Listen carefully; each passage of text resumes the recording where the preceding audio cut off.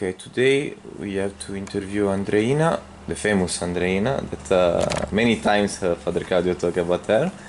And so, tell me your experience about United Society and everything that you want to tell us. First of all, I want to thank you, Alessandro Piero, for inviting me to do this. I didn't expect it, but what's today's date?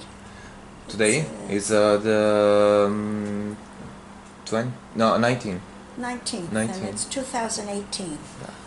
I have taken some things from the diary that I kept at the time, and this is a 50-year look back at the beginning of Società Unita in Union City, New Jersey.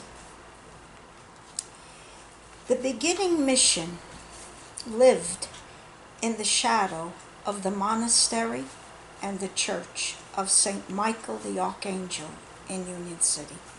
And as I said, I'm going to be looking at some of my diary notes so that they'll be accurate. In 1968, Father Claudio was in his 20s, and he was studying at the monastery. And from his own experience, he put in the parish bulletin of the church that he was looking for volunteers to teach English as a second language. My mother read the parish bulletin, and she called Brother Claudio at the time, because he was not a priest, and she said that this was a good idea.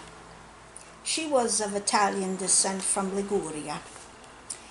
And she said to him, not only should you teach English as a second language, but why don't you teach Italian to the children of the Italian immigrants who are really first and second generation. It would be good for them to know Italian. And then she offered him some funds to begin, because she thought it would be a very good experience for we young people. The first members of Società Unita were all young people in their 20s working with Father Claudio. And what we heard from him was that he would love to have a group of people that would work together to have spiritual teaching, educational teaching, social teaching, and recreational teaching. For us, this sounded good. We were all, at that point, really of an American culture. And we grew up with a sense of some social responsibility. Father talked to us of what he was learning at the time, and that was the documents of the Vatican Council, the Second Vatican Council. And he told us of his personal experience of two Italian women going to the monastery asking for Mass cards in Italian. They were not understood by the receptionist. So they asked for Brother Claudio to come down and help them with the Mass cards. He found it very interesting that these women had been in the area for many, many years and could not speak one word of English. He told us these things, and he said, I'm going to see what I can do about it. So my mother, having volunteered me for this, I had to bring some of my friends. We went up. At first I didn't really want to go, to tell you the truth. But in those days, when Mother told you to do something, you had to do it once. And then maybe if you didn't like it, you would develop your story.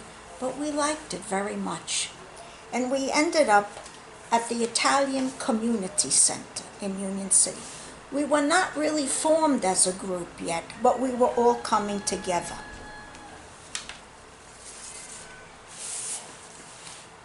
I'm looking at my notes here.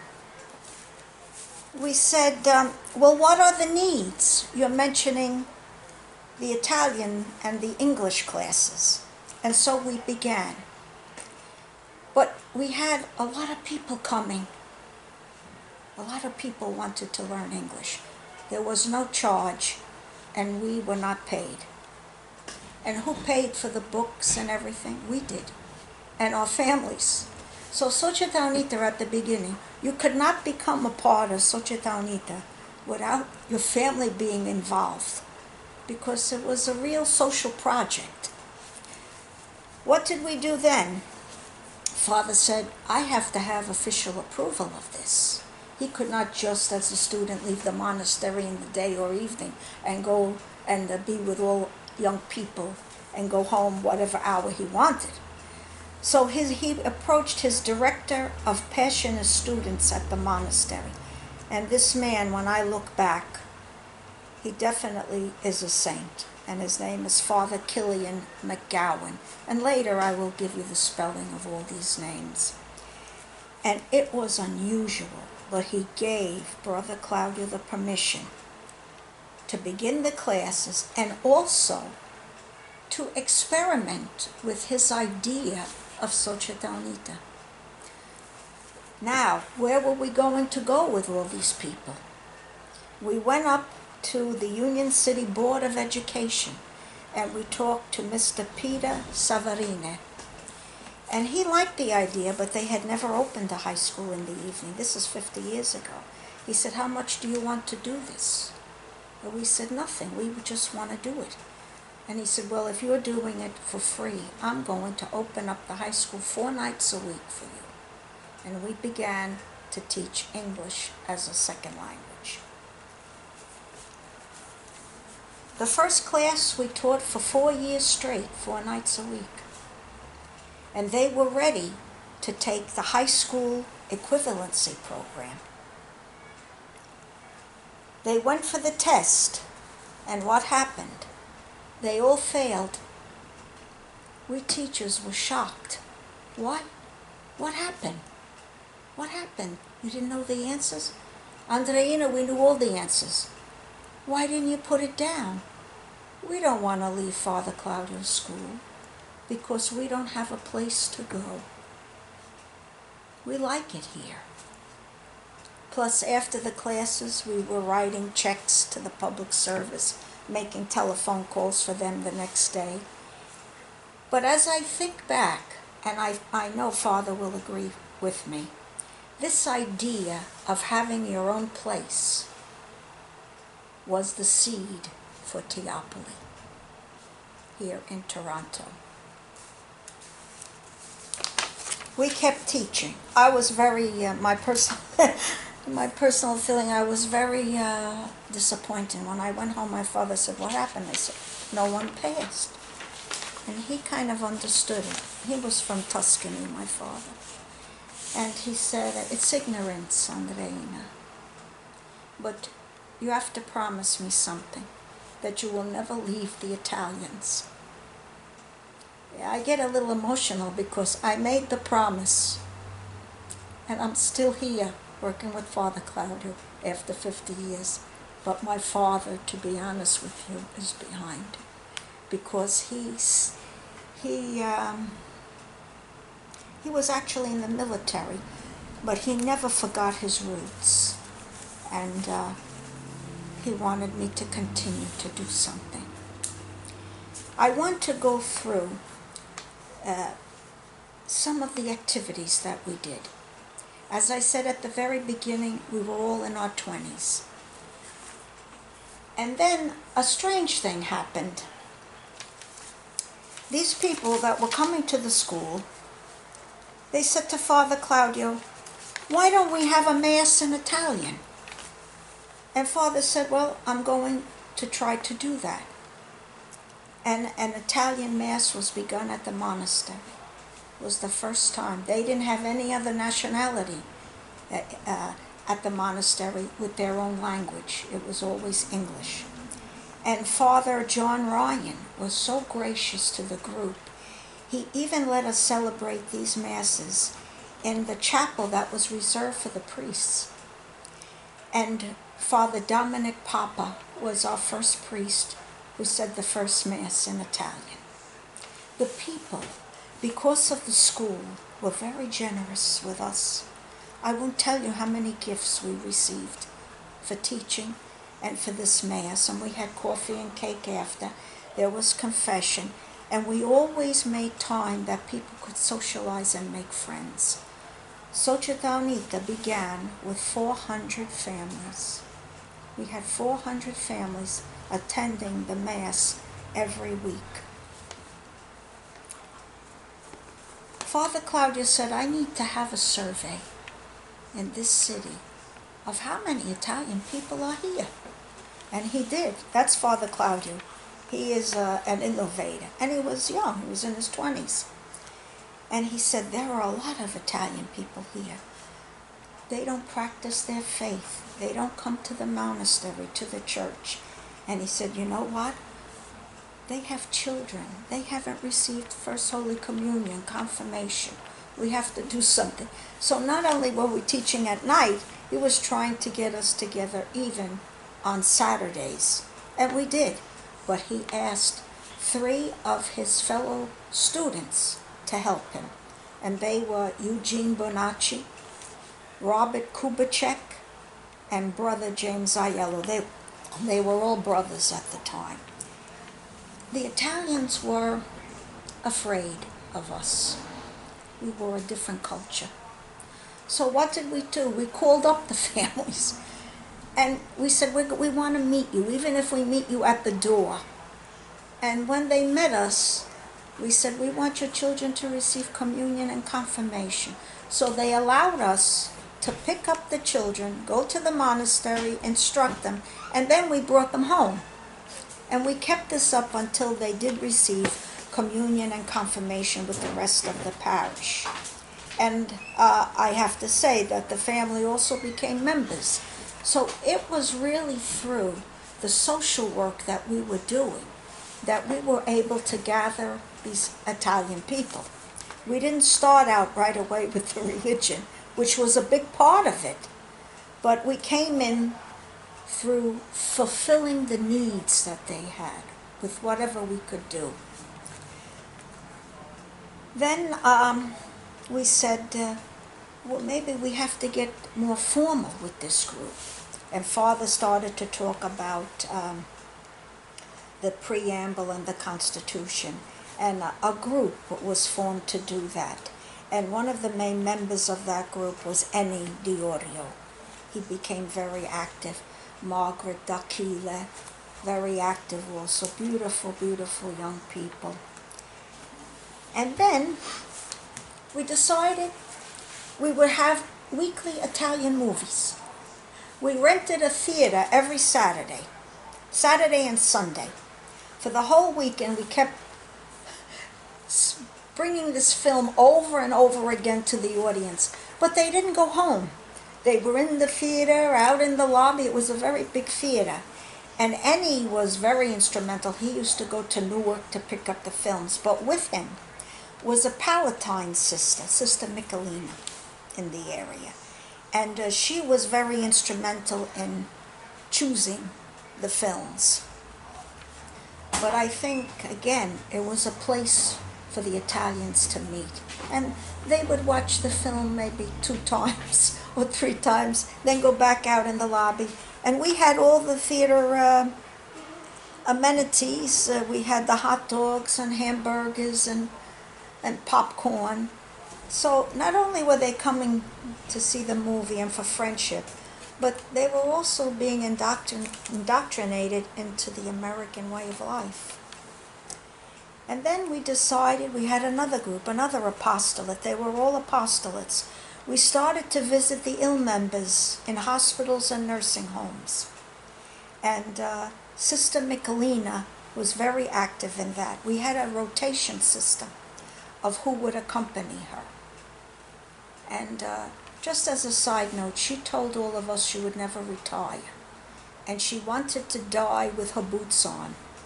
And one afternoon she did die right in the car. I was next to her. And another woman on her other side. And she never got out of the car. We said, Sister, it's time that we go in the hospital. She didn't move. And she was in the car. She was sitting up dead. And guess what? She had her boots on. She died. God had answered her prayers. She died exactly as she wanted to, working with the mission. Then we decided not to charge any membership fees. We had no bank account. The expenses were paid by the free will donations of the members, and to be honest with you, our families helped a lot because they thought it was good for us, first of all, and good for the church, and it was good for society.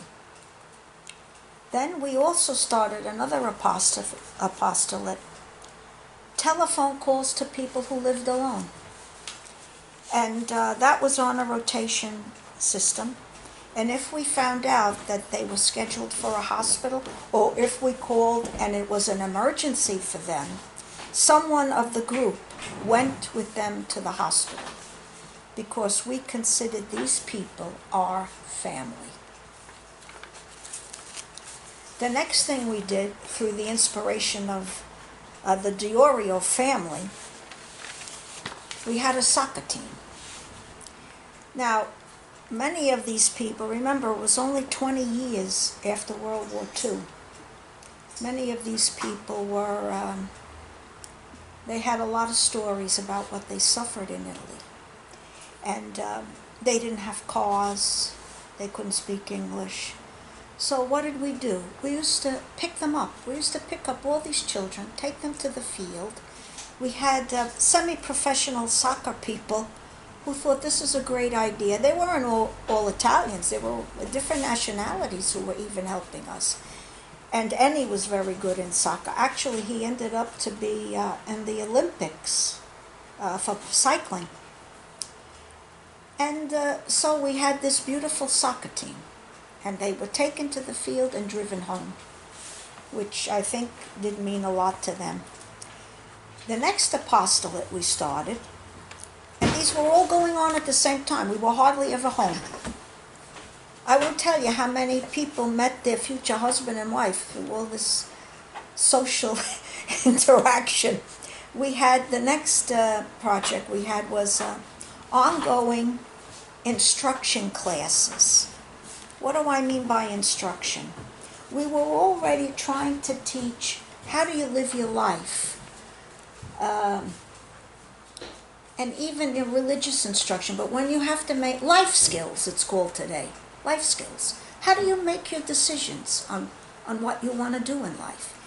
And Father used to teach that course, but we were there as teachers every Saturday morning. That was the Saturday morning project, one of them. And then what did we do? Where were these young people going for some social interaction?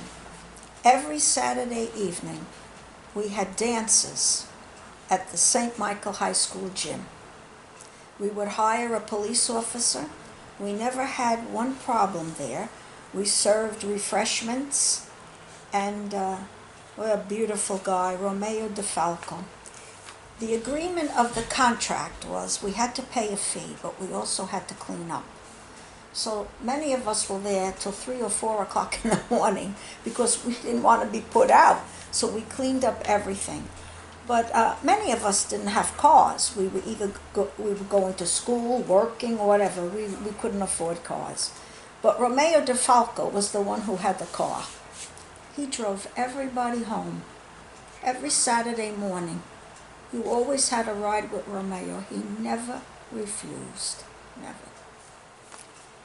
And I have to tell you, these young men that worked with us, they were very good looking. Sometimes you think that these guys, they don't want to become involved with. No, it's not true. When they see something good happening and you also are enjoying yourself, it was natural that the group was moving ahead.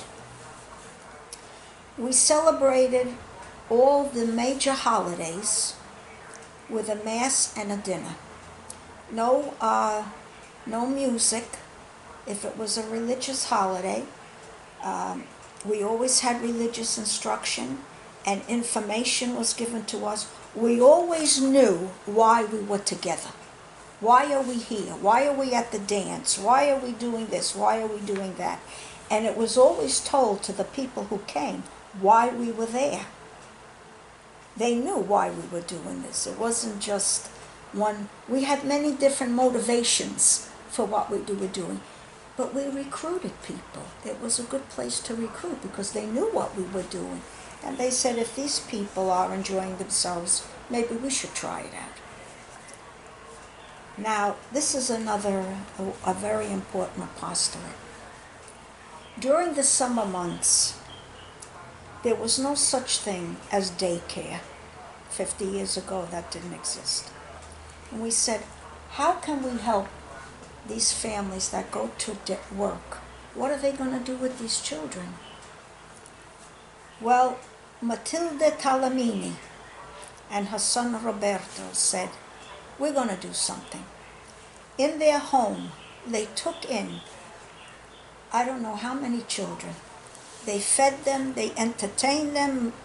Matilda with father developed this religious program, and then she would have recreational things for the little ones, toys for the older ones. I don't know what she did at her home. I went in there a couple of times, but I wasn't there for the whole program. But I know on special days, they even took them to the lake to go swimming. These children had never seen the water in America, but she took them.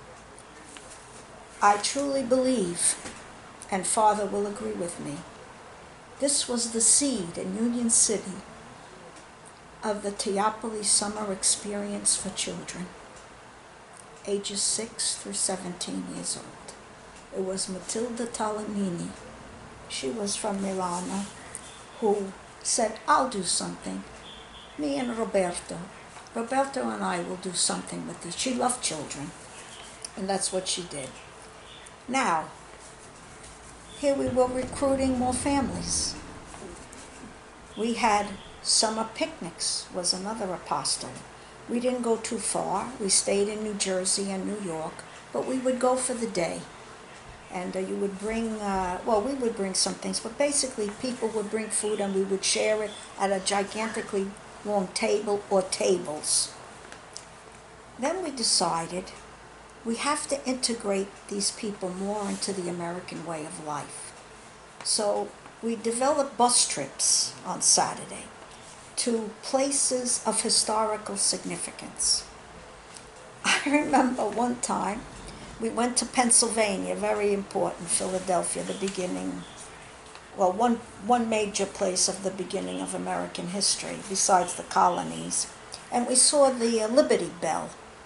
And when the Italians saw this bell with the crack in it, which is of historical significance, they kept saying, well, I don't know, Anderina, you should come to my city and see our bells.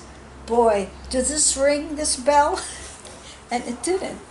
But it enabled us to, I use the word indoctrination, but it was also teaching them, this is our history. And it's good if you know it, because you have children and you know a little bit. So we did these trips on Saturday. There was a fee, they paid for it. They were willing to come, because then we would go someplace and have a picnic, and they could socialize, so they enjoyed it.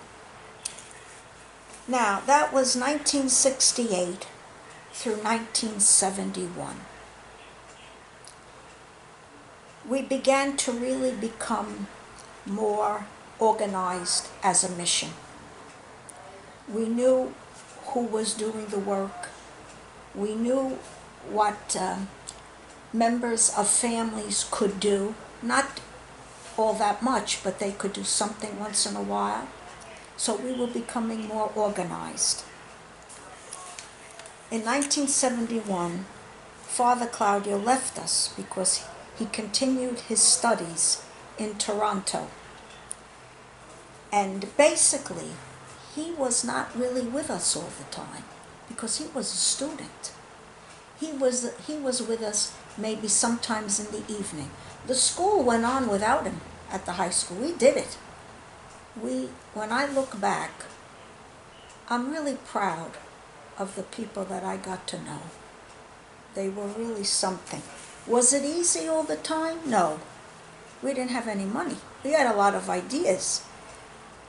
But the people that we were with, the Italian families, they saw what we were trying to do. And I think that's what attracted them to us. Plus, they were able to bring their young people who didn't really have a place to go either. Maybe they were in school, but remember, they didn't know fully the language yet. And we did not really think that it was so good that they just mixed with themselves. They had to mix even with us. Good, whether we were good, bad, or indifferent. They had to learn where they were, what society they were in. But they liked it. They did like it because they kept coming. With Father Claudio gone, now we had to really be formed. We had no director. We had no really formed council. Because so we would ask Father Claudio, what do you think? What should we do? We always asked his opinion. It was new for us. It was absolutely new.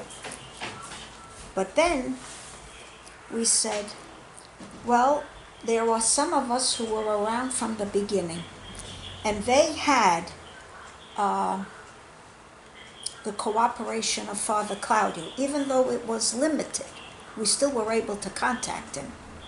And so Annie Diorio became the first director. I was a director, and later on, a beautiful woman. Oh, she was young. I mean, she's still young. Felicia Falco. I can't tell you how dedicated they were, how sympathetic, how understanding to the people with problems, even with those that might have caused us difficulty at times, because it was all new. And I have to be honest with you. They didn't know, especially we young women. The Italians were very, and I think this might be cultural. You would know better than I. But they were wondering, what were we doing around these priests? What's going on here? They were very suspicious. Where my mother was paying for all this. When Father was ordained, she sent me to Canada to go to the ordination. So that if they said, why is this woman up here with Father Claudio? It was my mother who told me to go. So the culture was completely different. And we felt that that culture had to be adjusted a little bit. We really did. We had with us a family, the Mateus family. And they were very great benefactors of ours. Because when Father left, we didn't have the brother with us, where people might have been giving him some funds for this mission. Now we were completely alone. So we started our own fundraising. And we had people that maybe weren't even members because they didn't have the time to be, like the Pronesti family. They owned a food place. I mean, they gave us so much food when we needed it. We had the DeSantis Art Studio family in Jersey City. They helped us. They even later on, when Father Claudio met Sister Carmelina, were responsible for her religious articles that she gave to people. It was the DeSantis family from Jersey City who supplied those things. Those things came from the United States, not from Canada.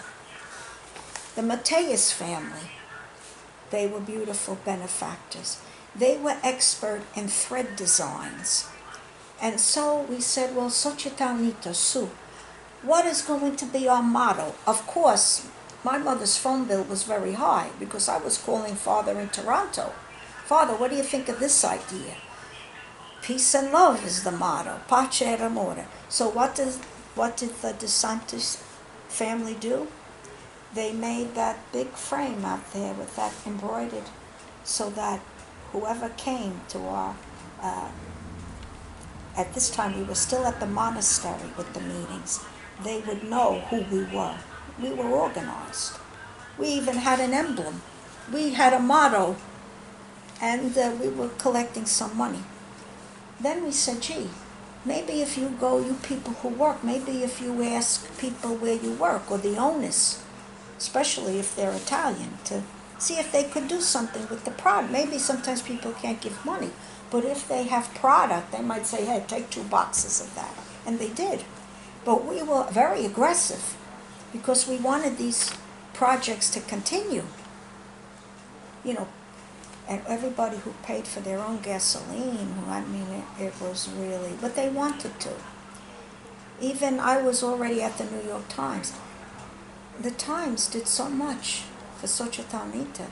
They even gave Father, they were instrumental with Chrysler Corporation. And Chrysler Corporation donated 3 vehicles to Father Claudio, and they sent those vehicles to Toronto. That came from Xochitl in Union City. Then we needed a priest. And we heard of this Father Joseph Fiorino, and Father knew him, and Father contacted him. He was our spiritual director. I'll never forget Father Joseph Fiorino. He was such a wonderful man. He knew the mission, he knew us, and he was very in tune to the society, to the needs of youth and these older families. He was excellent. And then I go into bad news, because there was bad news. We had, in my opinion, what was a real disaster. We had a preamble and a constitution. And it wasn't strong enough. What do I mean by that? We accepted everybody, anyone, as a member, with good faith. And we expected them to listen to the council.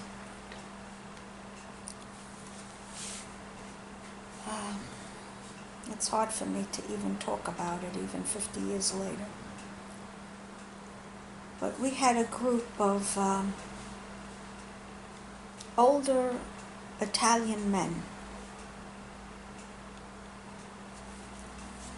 who found it very difficult to respect the young council, and also the women who were members of the council. I know that their wives didn't always agree with their husbands, but I'm not a psychiatrist, but they did not have, I suppose I would say, the background and the knowledge of skills to deal with maybe what was going on in their own families. We did not have psychological counseling, which now, 50 years later, is what I do in the parishes with Father Claudio. I'm a pastoral counselor, because I think it's very necessary. But at that time, people didn't talk about such things 50 years ago. And so, these men were accepted as members, and they had voting power. To make a long story short, it was all centered around gambling. After the meetings at the monastery, they wanted to play cards, and money was passing. It wasn't part of our scope of activity. There was an Italian community center that was going on. Also, there were individual people that invited, I'm sorry, it's difficult to talk about, invited these men to their homes, but they were recalcitrant about doing it right there. The priest came from the monastery and said, we do not like this activity at the monastery. They wouldn't listen. I don't know if it was a power struggle with us, but we did not have any power struggle. We were doing work. What did they do next? They brought in other men who are like-minded, and they voted us out of office. We could have maybe tried to organize all the families to vote against them. However, we were following the preamble and Constitution, and there were certain times to do that. So I, at my own expense, went for legal advice. And I was told that they are official members, they were. But they were not following what was in our preamble and Constitution, so that it could have been a battle. But with the permission of the council, I went to contact the legal system because I would not act alone. I was part of a group. But we had no screening.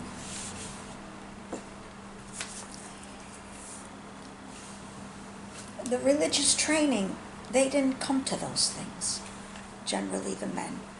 Not all of them. As I mentioned, these other families, they were in it with us 100%. Maybe sometimes 200 we dragged them in, and but they generally did things because they knew it was important, but we were aggressive, I have to tell you.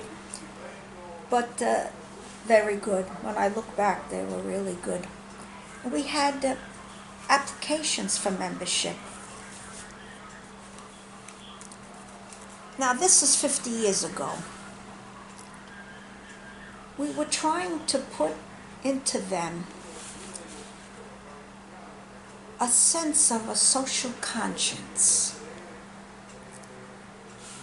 It was very difficult. Why? Maybe it goes back because I did study this. I have an education, which I tried to share with them, but you know, Italy was city-states. Italy was not a country until years later. So their culture also might have prevented them, since one soccer team was so against the soccer team that was next door. But I mean really against the soccer team. And that might even exist a little bit today. But we did not have that. We were not accustomed to that. And maybe, I don't know, but maybe when they saw us trying to convince them, they felt that youth in general were not equipped to do the things that we were doing, even though we had many members. That says something. And we were able to run these programs with no bank book, with no accounts. Of course, Father Claudio knew this was going on. We told him that I had gone to check legal counsel. The council wanted Societanita back. But Father said not to do it. He advised us not to go any further. And so we never pursued it. And it became, for them, the other council, just a social group of gambling. Their own families, even though they knew that it wasn't a good move, they didn't have the skills. And I have to say that in my own experience, this experience led me to the YWCA to work with women who used to come in beaten. And it led me to make my own survey. I was watching him do surveys. I did my survey. And most of these women and these children were of a Catholic background. And I, for the life of me, could not understand what we were doing there. we who have the full truth. Every religion has some truth, every.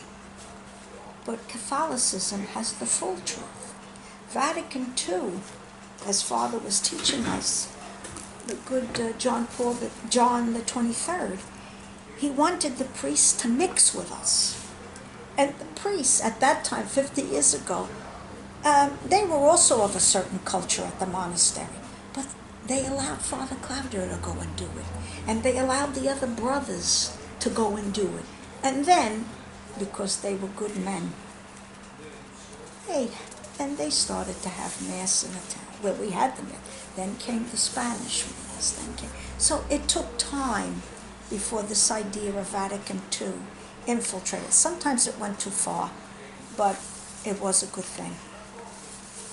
And even priests that were working with the Spanish, and we didn't have Societanita anymore, but we had the support of the Passionist priests. There was no doubt about it. We had the good name within the city of the name of Societanita. We had the acceptance of the general Italian community because of what we were doing. Simple, but we were doing it. And we had the support of Father Claudio, even though he was in another country. And we went on with our studies. We went on with what we wanted to do on our own in the communities. I became a foreign missionary. And I don't think that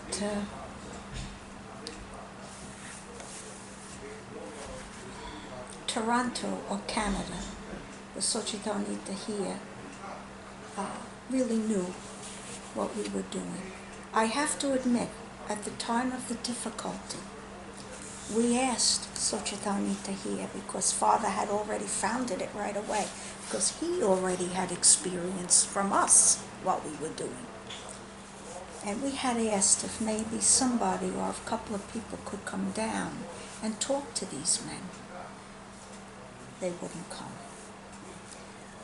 But the West Springfield branch of Societanita, Lou and Joan Dupuy and their family, They went there. they helped us. They came down. But they wouldn't listen. They were of American French or French descent. And I don't know if that had a feeling, but any influence, but I think it was more, now this is just my personal opinion. It might have been some prejudice from the war, but I know the American people are generous, and we were American. They helped us, and they knew who they were helping. We didn't make any secret of it. We had the emblem. It's all in Italian. They were willing, because in general, the Americans want to help the underdog, always. That's our spirit. I'm not saying we do everything correct, we don't. But there is an underlying spirit of being self-reliant and independent. We're taught that in school. We didn't want to be ruled by the British. We had no vote. The vote is a very powerful thing in the United States. And I did meet one member of this group 10 years later in Manhattan. And she said to me, what a big mistake we made. But Father didn't want us to pursue it, and we listened to everything he said. We didn't want to do anything without the founder. And the men really didn't respect him very much.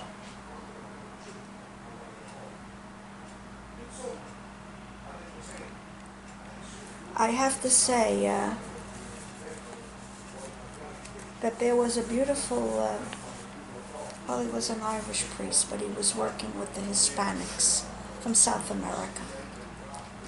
And he was writing a will, and he had books at the monastery. I mean, I was the only one actually educated at the monastery through the 12th grade. After that, I went to universities, but the priest knew me, and I knew him. I knew all of them, at least at that time. I still know them. I know all his classmates. But in his will, he wrote that all his books were to go to Teopoli with Father Claudio. I mentioned Father Claudio because he said, I hope one day, because Società Unita means united society. It wasn't just for the Italian, it was the united society. And he left all his books, all his beautiful art books. He came from a wealthy family, so these books were not generally bought in the regular bookstore.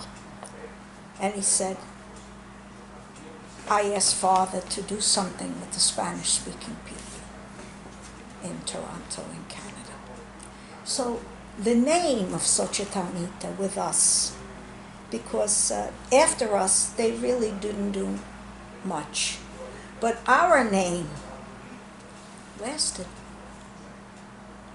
We must have done something good. Thank you for allowing me Thank you. to give our history. This is a very good, precious interview. Thank you. Thank you very It much. was my pleasure. I have to say that I feel I have to apologize to for most of these members are deceased. It's 50 years later. I don't remember all their names, but I see them. And my wish, my prayer is that God will bless them and their families for what they did. And what they did personally for me as a member of Società Unita. Thank you, Alessandro. Thank you, Andrea.